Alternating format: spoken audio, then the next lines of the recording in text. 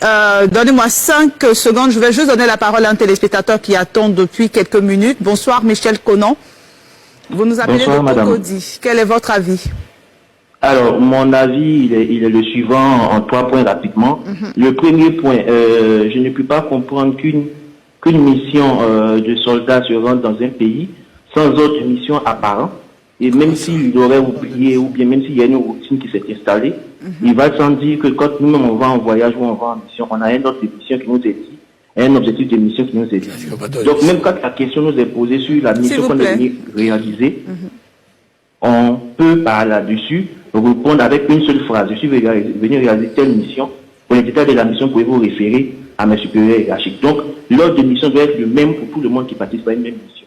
Et même si on est dans un dimanche, on ne peut pas nous dire qu'il n'y a pas de service d'urgence, ou il n'y a pas de service de garde qui est disposé au niveau du ministère de la Défense pour des équipes qu'on a envoyées dans un pays comme le Mali, où nous savons que vous avez déjà des difficultés auparavant avec ce pays. Le deuxième point, c'est sur le porte-parole de l'ONU, qui nous dit, OK, il y a un accord qui existe entre la Côte d'Ivoire et le Mali, qui permet à la Côte d'Ivoire de participer à la force NSE, mais depuis, si je ne me trompe pas, depuis 2019 que cet accord existe, la Côte d'Ivoire n'a pas encore réellement participé à cette force NSE. Donc, il n'y a pas encore eu de rotation. Alors, de quelle rotation on nous parle? On nous parle de la rotation de la NSE ou on nous parle d'une rotation qui serait en appui? On va le laisser terminer, Gombatou.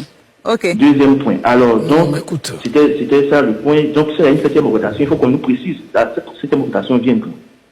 Mon autre point également, le dernier point sur lequel je vais conclure, c'est le fait qu'on pense que le Mali voudrait mettre à nu la Côte d'Ivoire ou bien voudrait humilier la Côte d'Ivoire. Alors, si l'on sait, tant que nous avons des difficultés avec ce pays-là et que ce pays-là pourrait nous humilier, il va falloir faire le travail correctement.